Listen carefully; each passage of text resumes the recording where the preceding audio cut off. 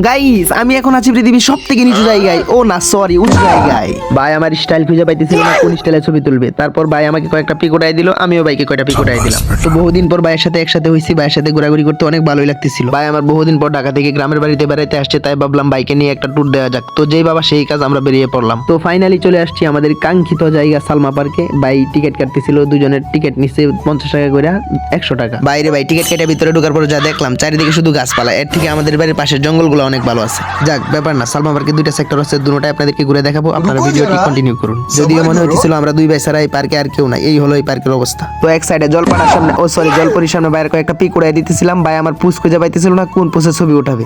তারপরে এইভাবে বাইকে কয়টা পিক উড়াই দিলাম, আর ভাইও আমার পিক উড়াই দিতেছিল, দুজনের পিক উড়াইলাম। তারপর দুই ভাই মিলিয়ে আনলিমিটেড ফটো উঠানো শুরু করলাম। তারপর কয়েকটা স্লো মোশন ভিডিও নিলাম।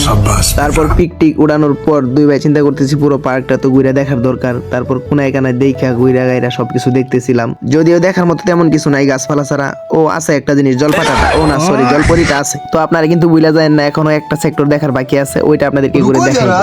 তো এটা দেখে শেষ করলাম, এখন আমরা বাইরে পড়তেছি, সামনেরটাতে ঢুকবো। তো আপনারা চাইলে সালমা পার্কে আসতে পারেন, এক টিকিটে আপনারা দুইটা সেক্টর ঘুরে দেখতে পারবেন। যদিও তেমন কিছু নাই দেখার মতো গাছপালা ছাড়া, তারপরেও ভালো লাগবে, আসতে পারেন। ভাই রে ভাই, এটার মধ্যে তো কোনো কিছুই নাই। ওইটার মধ্যে তো জলপাটাটা দেখতে, ও সরি জলপরিটারে দেখতে পাইছিলাম, এটার মধ্যে তো কোনো কিছুই নাই, শুধু একটা গেট আছে আমার সামনে দেখতেছেন। তো যাওয়া যাক, সামনের দিকে আগাইতেছি, আপনারাও দেখতে থাকুন।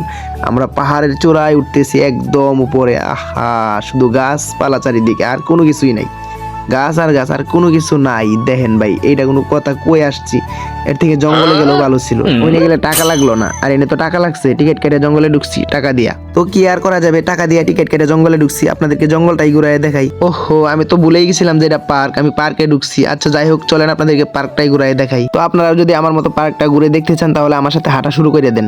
তো হাঁটতে হাঁটতে আপনাদেরকে পার্কটা পুরোটা ঘুরে দেখাবো, ঘুরে গাইরে দেখাবো কোথায় কি আছে, কোনায় কানাই সব কয়টা জিনিস আপনাদেরকে দেখাবো। পার্কের সবকিছু দেখতে হলে আপনাদেরকে ধৈর্য সহকারে পুরোটা ভিডিও একদম না টেনে দেখতে হবে শেষ পর্যন্ত।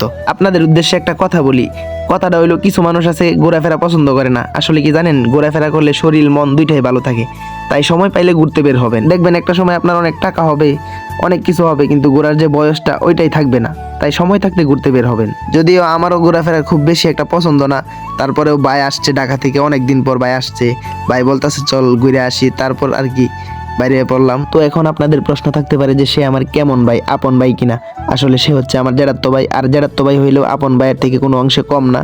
আর আমরা একদম বন্ধুর মতো চলাফেরা করি, সব বিষয়ে সব কথা শেয়ার করি, একদম ক্লোজ বন্ধু বললেই চলে। ভাই থাকে ঢাকায় আর আমি থাকি গ্রামে, আর ভাই যখন ঢাকা থেকে গ্রামে আসে আর আমরা দুই ভাই একসাথে হই, তখন অন্যরকম একটা আনন্দ লাগে, অনেক মজা হয় ভাইয়ের সাথে, অনেক গল্প আড্ডা সব মিলিয়ে বিন্দাস সময় কাটে আমাদের। দেখতে দেখতে ব্লগটির শেষ প্রান্তে চলে আসছি। তো আমাদের দুই ভাইয়ের জন্য মন থেকে দোয়া রাখবেন, আমাদের দুই ভাইয়ের সম্পর্ক যেন সারা জীবন এইভাবে অটুট থাকে। আর আপনারা ভালো থাকবেন, সুস্থ থাকবেন, নিজের খেয়াল রাখবেন, আমার জন্য দোয়া রাখবেন। আল্লাহ হাফেজ।